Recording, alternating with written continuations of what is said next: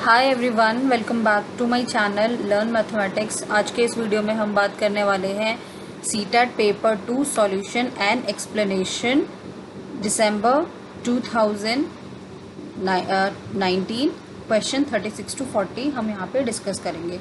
इसका एक video already पहले आ चुका है जिसमें हमने डिस्कस किया था क्वेश्चन नंबर 31 to 35। आज की इस वीडियो में हम डिस्कस करने वाले हैं क्वेश्चन नंबर 36 to 40। सबसे पहले हम देख लेते हैं question number 36। The number of fruit in basket A and B are in the ratio 7:9। If 6 fruits are taken out from A and put in B, then this ratio become 1:3. The total number of fruits in A and B are 28, 32, 36 and 40। तो ये चार हमें options दिए हुए हैं। यहाँ पे हमसे क्वेश्चन में पूछा जा रहा है कि दो फ्रूट बास्केट है, basket A and basket B. इसमें जो फ्रूट्स हैं वो इस रेशियो में है, यानी कि 7:9 रेशियो में है। जो पहले दिया हुआ है बास्केट ए, उसका रेशियो है 7, उसकी वैल्यू जो है वो 7, और जो बास्केट बी है उसकी वैल्यू है 9। सो कभी भी अगर इस तरीके से रेशियो फॉर्म में दिया हो तो जो भी पहले वैल्यू दी होती है उसकी वैल्यू पहले वाली होती है, और जो बाद में दी होती है उसकी वैल्यू बाद वाली।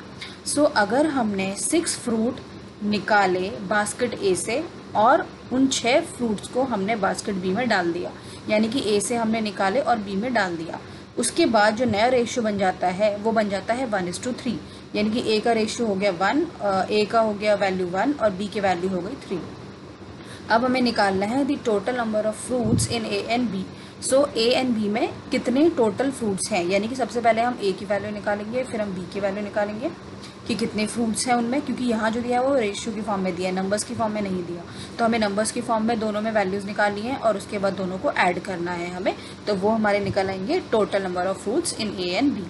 सो ये हमें चारों ऑप्शंस दिए हुए हैं। सो चलिए देखते हैं इस क्वेश्चन को किस तरीके से सॉल्व करना है। सबसे पहले तो हमें रेशियो जो दिया हुआ है ए एंड बी का वो है 7:9। तो हमने वही किया है यहाँ पे, let 7x and 9x fruits are there in A and B respectively. यानी कि हमने जो x हमने नंबर ये रेशियो था तो हमने इसकी वैल्यू जो थी वो x ले ली कि लेट ए में जो दो फ्रूट थे वो हमने 7x वैल्यू ले ली, जो रेशियो की फॉर्म में है उसको हमने 7x ले लिया ए की वैल्यू को, और बी की वैल्यू को हमने 9x ले लिया, क्योंकि एग्जैक्टली हमें नंबर ऑफ़ फ्रूट्स नहीं पता। तो यहाँ से हम x की वैल्यू निकालेंगे तो वो हमारा एक जनरल नंबर ऑफ़ फ्रूट होगा। उसके बाद a की वैल्यू के लिए हम 7 से मल्टीप्लाई कर देंगे और b की वैल्यू के लिए 9 से मल्टीप्लाई कर देंगे। सो चलिए ये तो हुआ हमने जो लिया कि 7x हमने a की वैल्यू ले ली और 9x हमने b की वैल्यू ले ली।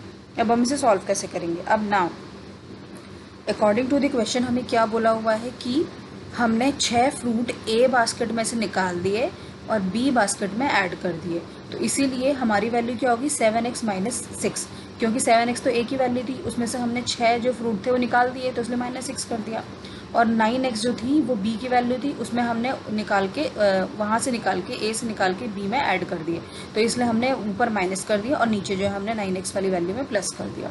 अब ये रेशियो की फॉर्म में इसीलिए आया क्योंकि यहाँ पर जो वैल्यू हमें दी हुई है उसमें क्या लिखा हुआ है कि इफ़ अगर हमने 6 एक में से निकाल के दूसरे में डाल दिए तो हमारा नया रेशियो क्या बन जाता है 1:3।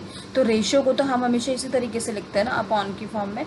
सो इसीलिए 7x - 6 तो ये भी उस रेशियो की फॉर्म में ही आएगा, क्योंकि हम जब वैल्यूज़ को इसमें ले रहे हैं तो 7x - 6 upon 9x + 6 is equal to 1:3। यानी कि जो नया वैल्यू जो आ रही है वो किसके बराबर हो जाता है 1:3 के। That's it. यही जो है हमें इक्वेशन बनानी है इसके अंदर। उसके बाद हमें क्रॉस मल्टीप्लाई करके जो हम सॉल्व करते हैं वही करना है, जो कि सबको आता है। उसके बाद हमें इसे सॉल्व करना है और x की वैल्यू निकालनी है। सो क्रॉस मल्टीप्लाई किया हमने 3, 7x - 6 इज इक्वल टू यहाँ पे 1 से मल्टीप्लाई करेंगे तो इसलिए 9x + 6 ही रहा है यहाँ पे। उसके बाद just 7 3 × 21x -6 3 × 18 is equal to 9x + 6। x को एक साथ लेकर आ गए, विदाउट x वालों को हम राइट हैंड साइड लेके गए। सो यहाँ पे आ गया 12x is equal to 24। x की वैल्यू हो जाएगी 24 / 12, that is x is equal to 2। तो यहाँ से मेरी x की वैल्यू 2 निकल आई। अब हमने क्या बोला था कि x को हम यहाँ पे पुट करके a और b की वैल्यू पुट करके हम उसमें निकाल लेंगे कितने नंबर ऑफ फ्रूट है। सो a की वैल्यू कितनी होगी 7x थी हमारी वैल्यू, तो 7 × 2 इज इक्वल टू 40। और b की वैल्यू कितना हुआ 9x is equal to 9 into 2, क्योंकि x की वैल्यू है 2 तो इज इक्वल टू 18। यानी कि मेरे a जो बास्केट है उसमें 14 फ्रूट्स थे और b जो बास्केट है मेरी उसके अंदर 18 फ्रूट्स थे। अब हमसे क्वेश्चन में क्या पूछा हुआ है कि टोटल नंबर ऑफ फ्रूट्स निकालने हैं हमें a और b में।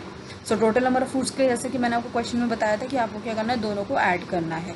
सो इसलिए हमने क्या किया कि a में जो थे 14 फ्रूट थे, b में 18 थे, तो दोनों को हमने ऐड किया। Therefore total number of fruits in basket are 14 plus 18 is equal to 32। ठीक है, सो इस तो 32 ऑप्शन कहाँ पर आ रहा है, ऑप्शन नंबर 2 में। सो इसीलिए क्वेश्चन नंबर 36 का आंसर है ऑप्शन नंबर 2, दैट इज 32। सो इस तरीके से हमें ये क्वेश्चन सॉल्व करना है। आई होप कि सबको ये क्वेश्चन क्लियर हो गया होगा। चलिए चलते हैं नेक्स्ट क्वेश्चन में। क्वेश्चन नंबर 37 में क्या चीज़ है कि ट्राइंगल ABC दिया हुआ है एंड ट्राइंगल ADB दिया हुआ है, are on common base AB and on same side of AB। तो दो ट्राइंगल्स हैं, ये कॉमन बेस में है, यानी कि दोनों का बेस जो है वो कॉमन है और सेम साइड है जो है इनकी, AB जो है वो इनमें सेम साइड है। DA जो है वो परपेंडिकुलर है AB के, CB जो है वो परपेंडिकुलर है AB के, एंड AC जो है वो BD के है। तो ये सारी चीज़ें तो इसमें हमें क्वेश्चन में ऑलरेडी दी हुई है। अब हमसे पूछना है which of the following is true. So यहाँ पे हमें कॉन्ग्रुएंसी देखनी है बेसिकली कि कॉन्ग्रुएंसी के अकॉर्डिंग कौन सी कंडीशन जो है वो ट्रू है। सो पहली कंडीशन जो दी हुई है वो triangle ABC congruent to triangle ABD। Second condition है triangle ABC congruent to triangle ADB। Third is triangle ABC is congruent to triangle BAD and fourth one is triangle ABC is congruent to triangle BDA। so अब ये तो हमें condition निकाल के देखना पड़ेगा कि हमारा कौन सी कंडीशन की कॉन्ग्रुएंसी जो है फिट बैठ रही है इसके अंदर, और उसके लिए हमने देख लिया कि हमें गिवन में क्या क्या चीज़ें दे रखी है। तो सबसे पहले जो है वो हम गिवन लिख लिया हमने कि गिवन जो जो हमें चीज़ें दे रखी है। जब भी इस तरह का ज्योमेट्री का क्वेश्चन आता है तो सबसे पहले अगर हम जो हमारा जो होता है वो गिवन लिखेंगे हम कि गिवन हमें क्या क्या दे रखा है क्वेश्चन में, उससे हमें क्वेश्चन सॉल्व करना ईजी होता है। तो हमें जो गिवन है यानी कि क्वेश्चन में जो ऑलरेडी दिया हुआ है वो लिख लेंगे हम। सो DA परपेंडिकुलर है AB के, CB परपेंडिकुलर है AB के, एंड AC जो है वो इक्वल है BD के। ओके, सो अब हम क्या करेंगे, इन दोनों ट्राइंगल्स को लेंगे। इन ट्राइंगल, ये ट्राइंगल बोले इसने ABC and ADB। So in triangle ABC and ADB अब हम देखेंगे कि जो कंडीशन इसने ऑलरेडी गिवन दे रखी है उसके हिसाब से इसमें कौन सी वाली कॉन्ग्रुएंसी फिट बैठ रही है, उसी के अकॉर्डिंग हम देखेंगे कि चारों में से कौन सी कंडीशन हो रही है। सो कभी भी ज्योमेट्री का कोई भी क्वेश्चन है तो सबसे पहले हमें क्या करना है कि हमें सबसे पहले फिगर बनानी है। फिगर से क्या होता है कि हमारा क्वेश्चन जो करना जो है वो बहुत ईजी हो जाता है। तो सबसे पहले आपको बनानी है फिगर। फिगर के लिए यहाँ पे आपके पास एक ऑप्शन है, यहाँ मैंने ये फिगर शो करा हुआ है आपको। सो अब हम क्वेश्चन के अकॉर्डिंग देखते हैं। ट्राइंगल ABC, सो देखिए ये हमारा ट्राइंगल है AB और C। ये हमने एक ट्राइंगल बना दिया ABC, उसके नेक्स्ट ट्राइंगल कौन सा है ADB, AD और B, ये हमारा सेकंड ट्राइंगल हो गया। सो पहली चीज़ तो ठीक है कि दोनों के दोनों ट्राइंगल बन गए। नेक्स्ट चीज़ क्या थी, ऑन कॉमन बेस, यानी कि दोनों के दोनों ट्राइंगल जो थे वो कॉमन बेस में थे, किसमें AB में। तो यहाँ पे देख लीजिए दोनों के दोनों ट्राइंगल का ABD का भी और ACB का भी जो है वो दोनों का कॉमन बेस है जो कि है AB। सो ये भी हमने क्वेश्चन के अकॉर्डिंग बना लिया बिल्कुल। अब हमने क्या बोला कि इनकी सेम साइड है AB, यही भी लिखा है, कॉमन बेस हमारी AB है और साथ में इन दोनों की एक साइड जो है वो भी बिल्कुल सेम है जो कि है AB। तो ये भी बिल्कुल सही हो रहा है। अब हमें क्या देखना है, अब जो हमें दिया है वो हम बना लेंगे। DA जो है वो परपेंडिकुलर है AB के। सो DA जो है ये वाली लाइन जो है वो किसके परपेंडिकुलर है, AB के। एक्जैक्टली यहाँ पे हमारी फिगर में शो हो रहा है, यानी कि परपेंडिकुलर, यानी कि ये वाला एंगल जो है वो 90 डिग्री होगा। कौन सा, DAP जो है वो 90 डिग्री एंगल होगा। और नेक्स्ट क्या दे रखा है, CB जो है वो परपेंडिकुलर है AB के। CB यानी कि ये वाली लाइन, ये भी परपेंडिकुलर दिख रही है हमारी AB के, यानी कि ये वाला एंगल भी हमारा हुआ 90 डिग्री का, परपेंडिकुलर यानी कि 90 डिग्री। सो मेरा DAB 90 डिग्री हो गया और CBA जो है ये भी 90 डिग्री हो गया। ये कंडीशन भी हमने देख ली। और AC जो है वो BD के इक्वल है। सो AC वाली ये वाली लाइन जो है वो इक्वल है BD के। सो अगर आपने अपनी प्रीवियस क्लासेस में देखा होगा कि हमें कॉन्ग्रुएंसी को प्रूव करने के लिए कोई भी तीन चीज़ें चाहिए होती थी। सो तीन चीज़ों में हमें जो है एक तो 90 डिग्री एंगल मिल गया दोनों तरफ, एक हमें दो साइडें ऑलरेडी इसने दे रखी हैं कि ये दोनों साइड इस वाले ट्रायंगल की ये साइड इक्वल है इस वाले ट्रायंगल के साथ में।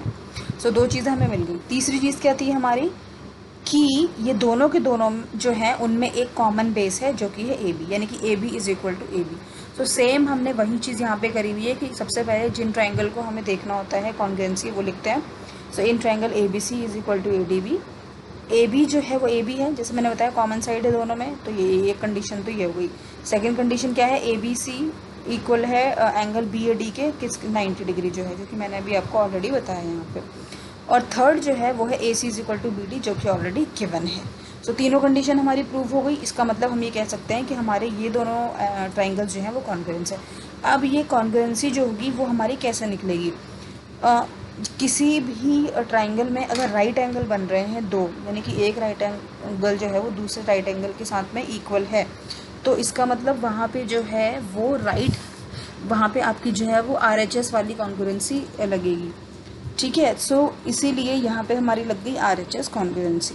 अब सेकंड कंडीशन जो आती है वो ये आती है कि इसका सीक्वेंस जो होगा वो कैसे लिखा जाए, क्योंकि मेनली जो क्वेश्चन में दिया हुआ है वो सीक्वेंस का ही यहाँ पे सारा का सारा जो है वो खेल है। जैसे यहाँ पे जो इसने स्टार्टिंग में दे रखा है ABC ABC ABC, यहाँ सीक्वेंस आप देखिए हर जगह चेंज है और है सब कुछ सेम ABD ही है, बस पोजीशंस चेंज कर दी।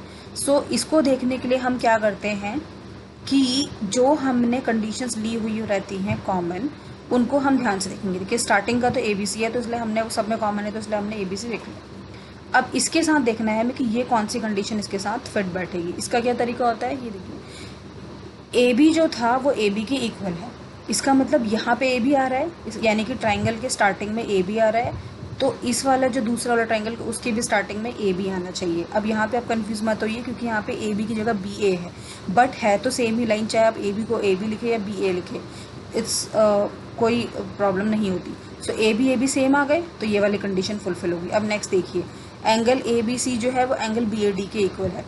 अब हम सभी को ये चीज़ पता है कि जो बीच वाला जो एंगल, वो जो वैल्यू होती है वो हमें एंगल बेसिकली शो होता है यहाँ पे, या उसकी हम बात करते हैं। तो यहाँ पे हम बेसिकली एंगल B की बात कर रहे हैं, तो एंगल B जो है वो एंगल A के इक्वल है। यहाँ पे जो है वो ये देखिए फिगर में बताया मैंने, एंगल B जो है वो एंगल A के इक्वल है, यानी कि यहाँ पे जहाँ पे B आ रहा है, इस वाले स्टार्टिंग में जिस पोजीशन पे B आ रहा है उस वाली पोजीशन पे यहाँ पे A आना चाहिए, तभी तो ये वाली कंडीशन फिट बैठेगी हमारी। सो यहाँ पे देखिए, यहाँ सेकंड नंबर पे B है, यहाँ पे सेकंड नंबर पे A है, तो बिल्कुल सही है। इसीलिए यही वजह थी कि हमने यहाँ पे AB लिखा तो यहाँ पे BA कर दिया उल्टा। अदरवाइज यहाँ पे AB लिखते तो कोई फ़र्क नहीं पड़ता, लेकिन क्योंकि फिर हमारी ये वाली कंडीशन सही नहीं आती, यहाँ B आता तो यहाँ पे भी मेरा B आ जाता, जबकि हमें ये नहीं चाहिए था, हमें B और A चाहिए था। तो इसलिए उन्होंने क्या किया कि AB की जगह पे हमने BA कर दिया यहाँ पे। तो इससे क्या, मेरी पहली कंडीशन भी फिट हो गई, सेकेंड कंडीशन भी फिट हो गई, क्योंकि एंगल B जो है वो एंगल A के इक्वल है। Now let's move on to third condition. Third condition क्या थी, AC जो है वो BD के इक्वल है। अब देखिए यहाँ पे A और C जो है, A यहाँ पे फर्स्ट में है और C जो है वो लास्ट में है, तो यहाँ पर भी लास्ट में होना चाहिए। यहाँ देखिए B D के बराबर, तो B फर्स्ट में है और D जो है वो लास्ट में। तो अब मैं देखा कि यही एक ऐसी कंडीशन है इस वाले ट्रायंगल में ही जहाँ पे आपकी तीनों की तीनों कंडीशन बिल्कुल सही बैठ रही है। इसी तरीके से हम जो है वो कॉन्ग्रुएंसी लिखते हैं। अब ट्रायंगल BAD कौन सा वाला ऑप्शन में आ रहा है, ये तो सब में सेम ही है, तो BAD जो है वो आ रहा है ऑप्शन नंबर 3 में। इसका मतलब हमारा जो है वो option number 3 is correct of question number 37 का, जो कि है triangle ABC congruent to triangle BAD। I hope आपको ये क्लियर होगा, किसी को अगर कोई डाउट भी होगा तो वो भी क्लियर हो गया होगा। सो इस तरीके से हमें ये क्वेश्चन सॉल्व करना है, और कभी भी पेपर में इस तरह क्वेश्चन आए तो आपको इस तरीके से सॉल्व करना है। चलिए चलते हैं नेक्स्ट क्वेश्चन पे।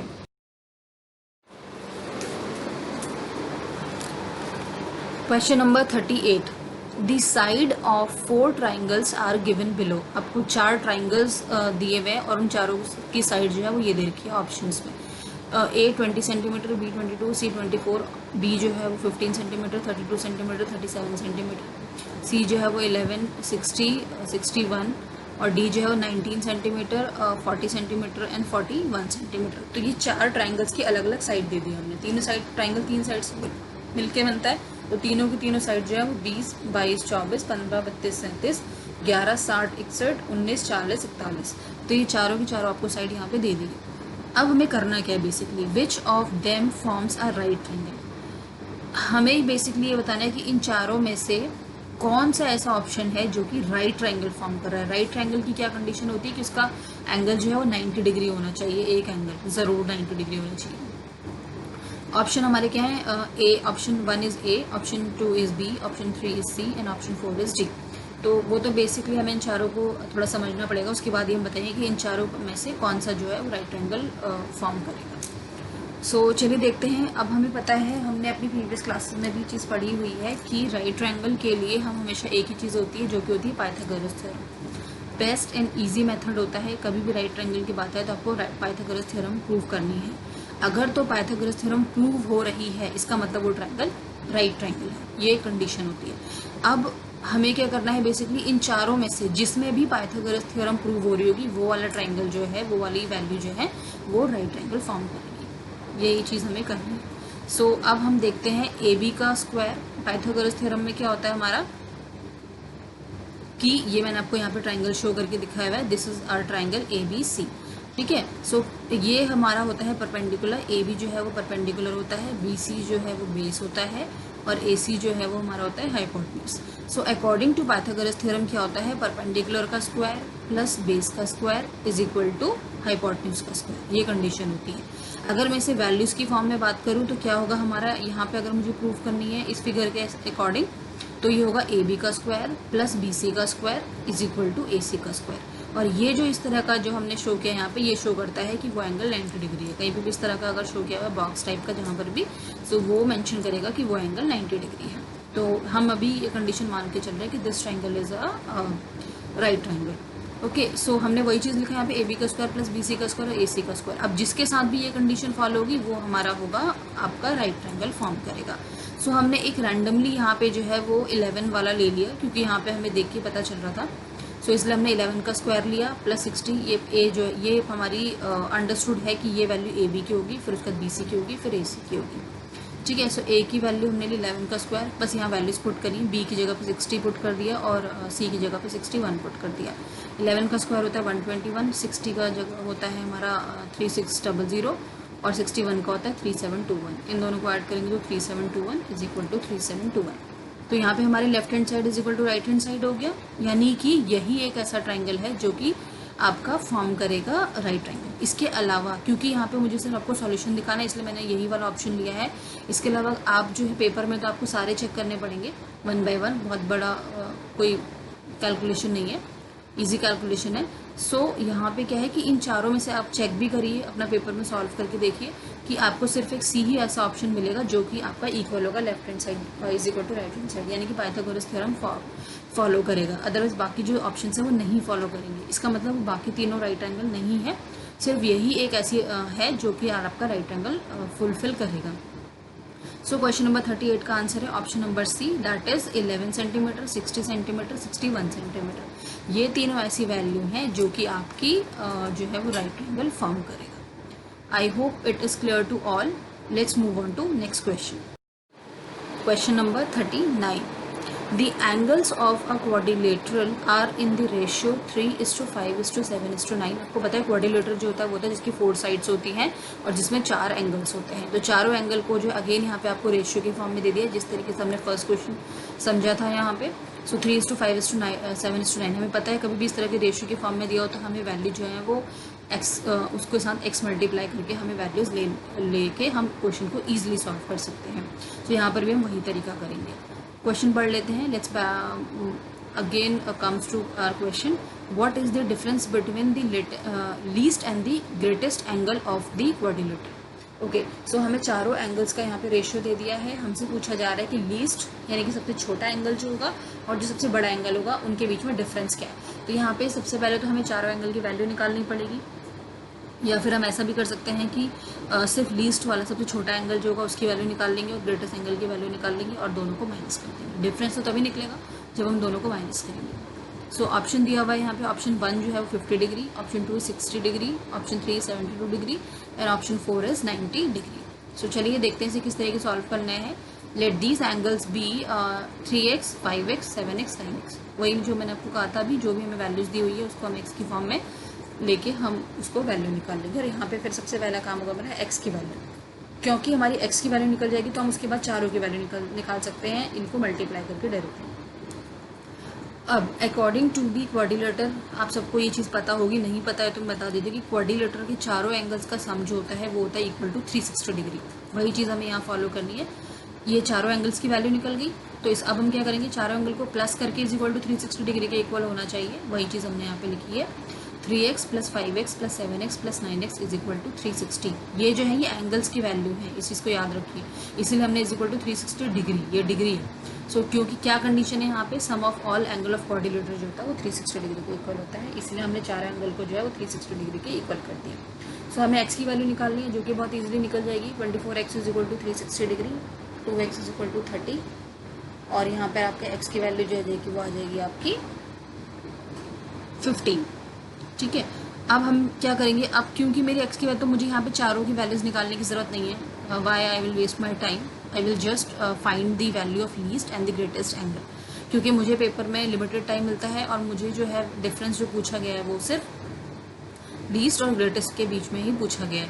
तो सबसे पहला काम हमारा होगा लीस्ट एंगल। अब यहाँ पे आपको देखकर ही पता चल रहा है कि 3x 7x 5x 9x इस तरह की वैल्यू दी हुई है, तो लीस्ट जो होगा वो ऑब्वियसली 3x ही होगा, क्योंकि x की वैल्यू तो सब जगह सेम है। अगर x की वैल्यू डिफरेंट होती तो हमें पता नहीं चलता, लेकिन क्योंकि x की वैल्यू सेम है तो सबसे छोटा एंगल जो होगा वो 3x होगा और सबसे बड़ा एंगल जो होगा वो 9x होगा। तो इसलिए हमने सिर्फ वही वैल्यू निकालनी है, value of least angle 3x is equal to 45 degree, क्योंकि x की वैल्यू जो है 15 है, 15 3 जा 45 डिग्री, और वैल्यू ग्रेटेस्ट एंगल जो होगा वो होगा 9x, 9 into 15 is equal to 135 degree. So मेरी ये दोनों वैल्यू निकल गई। हमें डिफरेंस निकालना है, डिफरेंस निकालने के लिए हम क्या करेंगे, दोनों को माइनस कर देंगे। So difference between least and greatest angles जो होगा वो कितना होगा, 135 minus 45 degree is equal to 90 degree. So 90 degree हमारा जो है वो ऑप्शन कहाँ पर आ रहा है, ऑप्शन 4 में आ रहा है। सो इसलिए हमने यहाँ पे लिखा हुआ है क्वेश्चन नंबर 39 का आंसर है option number 4, that is 90 degree.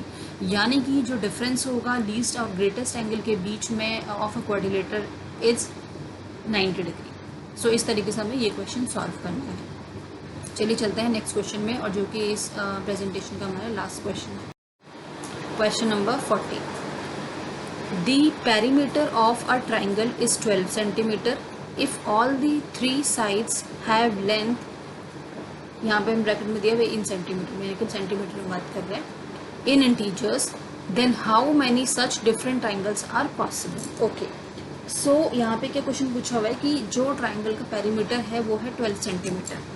अगर सारी की सारी साइड्स जो हैं वो सेंटीमीटर में है, वहाँ पे लेंथ जो होगी चारों साइड में, या फिर इन इंटीजर और इंटीजर में, सेंटीमीटर यानी कि उनकी जो यूनिट है वो सेंटीमीटर है और वैल्यू जो है वो इंटीजर है, तो इस तरीके के कितने ट्राइंगल्स पॉसिबल हो पाएंगे, कितने ट्राइंगल ऐसे बनेंगे कि जिनका पेरीमीटर जो है वो 12 ही होना चाहिए। ओके, सो हमें ऑप्शन जो दिया हुआ है, 1 ऑप्शन जो है वो 2 option is 3 is 4 and 4th option is 5, यानी कि 2 3 4 5 इनमें से कितने ऐसे ट्राइंगल हैं जो कि ये कंडीशन को फुलफिल कर रहे हैं, यानी कि उनका जो है वो ट्राइंगल पेरीमीटर 12 सेंटीमीटर होना चाहिए और इन सेंटीमीटर में आपकी यूनिट होनी चाहिए और इंटीजर्स होने चाहिए। सो चलिए सॉल्यूशन देख लेते हैं इसका। हमें ये बात बहुत अच्छे से पता है कि sum of any 2 side of a triangle जो होता है वो ग्रेटर देन होता है 3rd साइड, यानी कि सबसे पहली बात तो हम पेरीमीटर बताते हैं। पेरीमीटर ऑफ अ ट्राइंगल क्या होता है, तीनों ट्राइंगल मतलब 3 साइड्स, तीनों साइड का सम जो होता है, लाइक तीनों साइड के सम की जो भी वैल्यू होती है अगर हम उसको ऐड कर देंगे तो वो हमारा निकलेगा पेरीमीटर। यहाँ पे दे रखा है पेरीमीटर 12, यानी कि तीनों साइड्स का जो वैल्यू थी उनका सम जो है वो 12 के इक्वल होना चाहिए। सो अब हमारी कंडीशन जो होती है वो ये होती है कि 2 साइड का सम जो है वो ग्रेटर देन होना चाहिए 3rd साइड के।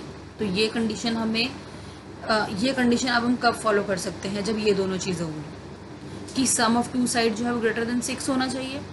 कैसे, क्योंकि यहाँ पे जो है हमारा पेरीमीटर जो देखा वो 12, तो 12 का मतलब ये हुआ कि मेरा जो 3rd साइड है, जो ग्रेटेस्ट साइड जो होती है वो होगी 6, मैक्सिमम 6 हो सकती है, उससे ज़्यादा बड़ी नहीं हो सकती वो, क्योंकि अगर वो उससे बड़ी हुई, लाइक अगर मान लीजिए वो 7 से बड़ी हुई, 6 से बड़ी हुई 7 हो गई, तो बाकी का मेरे 2 साइड का सम कितना हुआ, 7, 8 9 10 11 12 5 बचा, यानी कि 2 साइड का सम कितना हुआ 5, और जो एक साइड है वो है 6। तो ये कंडीशन तो हमारी नहीं फॉलो कर रही, क्योंकि हमने क्या बोला, 2 साइड का सम जो है वो बड़ा होना चाहिए 3rd साइड से। तो ये तभी कंडीशन फॉलो कर सकती है जब हमारा वैल्यू जो है वो हमारी 6 से बड़ी होनी चाहिए, 6 से। ओके, और 3rd जो सेकंड कंडीशन जो है वो ये है कि लार्जेस्ट साइड जो है वो लेस देन 6 होनी चाहिए। जैसे कि मैंने अभी आपको बताया 6 से अगर आपकी जो है वो छोटी होनी चाहिए। ओके, सो क्योंकि 6 से अगर बड़ी हुई, लाइक मैंने एग्जांपल लेके बताया था अभी आपको, 7 अगर हुई हमारी तो 7 में हमारा कंडीशन फुलफिल नहीं कर रही। हाँ, अगर 6 की जगह 5 अगर मेरी लार्जेस्ट साइड होती तो मेरा हो जाएगा कि अगर मेरी लास्ट साइड 5 है तो अब बाकी की साइड कितनी हुई, 6 7 8 9 10 11 12 7, तो ये कंडीशन ठीक है कि क्योंकि मेरा दोनों साइड का सम जो है वो थर्ड साइड से बड़ा हो रहा है। I hope it is clear to all, आपको समझ में आ रहा है। सो ये दोनों कंडीशन मेरी फॉलो करनी चाहिए। अब इन दोनों कंडीशन के हिसाब से ये 3 हमारे जो है वो कॉम्बिनेशन बन रहे हैं। पहला जो है वो 2 5 और 5, ये देखिए थर्ड साइड जो है वो इस कंडीशन को फॉलो कर रही है ना हमारी, कि लार्जेस्ट साइड जो है वो है मेरी लेस देन 6, 6 से बड़ी छोटी है मेरी लार्जेस्ट साइड जो है वो मेरी, तो इसीलिए हमने जो यहाँ पे लार्जेस्ट साइड जो है वो 5 ली है। ओके, और जो हम और ये वाली कंडीशन कहती है 2 साइड का सम जो है वो 6 से बड़ा होना चाहिए, तो देखिए यहाँ पे 5 और 2 6 से बड़े हैं, तो इस हिसाब से एक कंडीशन बिल्कुल सही आ रही है। नेक्स्ट कंडीशन को देखिए, लार्जेस्ट साइड 6 से छोटी है, इन दोनों को देखिए 4 और +3 7, तो यहाँ पर भी मेरा इससे ज़्यादा ग्रेटर हो रहा है। और थर्ड साइड जो है वो है मेरी 4, यानी कि 6 से छोटी होनी चाहिए, ये वाली कंडीशन तो फुलफिल हो रही है, और इन दोनों का सम 6 से बड़ा होना चाहिए, तो 4 और 4 8 हो गया, ये कंडीशन भी फिट हो रही है। इसके अलावा आप कोई और ऑप्शन लेके देख लीजिए। यहाँ पे मान लीजिए यहाँ पे मेरी लार्जेस्ट साइड जो है वो यहाँ पे मेरी 3 हुई, क्योंकि हमारी 6 से छोटी होनी चाहिए, तो 5 5 हमने ले लिया, अब हम लेते हैं 3। ओके, अब हम यहाँ पे अगर लार्जेस्ट साइड 3 लेते हैं तो मेरे यहाँ पे कितना बचा, अब मेरा यहाँ पे 9, इन दोनों की वैल्यू मेरी 9 हो गई। सो 9 हमारी जो है वो वैल्यू हमारी हो गई। अब 9 में और यहाँ पे 3 में, तो 3 3 3 बेसिकली यहाँ पे हमारा हो जाएगा 9, तो उस तरीके से हमारा जो है वो ट्राइंगल यहाँ पे फॉलो नहीं कर रहा। ठीक है, सो इसीलिए जो पॉसिबल कंडीशन है वो सिर्फ ये 3 ही है, 2 5 5 3 4 5 एंड 4 4 4। अब ये 3 कंडीशन है और 3 ऑप्शन कहाँ पे आ रहा है, ऑप्शन नंबर 2 पे आ रहा है हमारा। इसका मतलब क्वेश्चन नंबर 40 का आंसर है ऑप्शन नंबर 2, दैट इज 3, यानी कि पेरीमीटर ऑफ अ ट्राइंगल 12 जिसका है, इस तरह की कंडीशन जो है हमारी वो सिर्फ 3 ही ट्राइंगल में फुलफिल कर सकती हैं। आई होप ये क्वेश्चन आपको बहुत अच्छे से समझ में आया होगा। सो आज की इस वीडियो में इतना ही, मिलते हैं अपने नेक्स्ट वीडियो में इसके नेक्स्ट पार्ट के साथ में। अगर ये आपको वीडियो ज़रा सी भी अच्छी लगी तो चैनल को सब्सक्राइब कर दीजिए और वीडियो को अपने फ्रेंड्स के साथ ज़रूर शेयर कर दीजिए, जो भी आपके फ्रेंड्स जो हैं वो सीटेट की तैयारी कर रहे हैं। उसके अलावा ये जो वीडियो है इट्स नॉट कंपलसरी कि सिर्फ ये सीटेट के लोग स्टूडेंट्स के लिए ही काम आएगा जो प्रिपरेशन कर रहे हैं। ये आप उन स्टूडेंट्स को भी भेज सकते हैं जो कि आपका 6th 7th 8th क्लास में पढ़ते हैं, क्योंकि ये क्वेश्चन वही हैं जो कि उनकी NCERT बुक से लिए जाते हैं या उसी के फॉर्म में दिए जाते हैं क्वेश्चन एग्ज़ाम में। सो अगर आप उनको भी देंगे तो उन्हें भी इस तरह के क्वेश्चंस करने का तरीका पता चलेगा। सो आप उनके साथ भी ये वीडियो ज़रूर शेयर कर सकते हैं।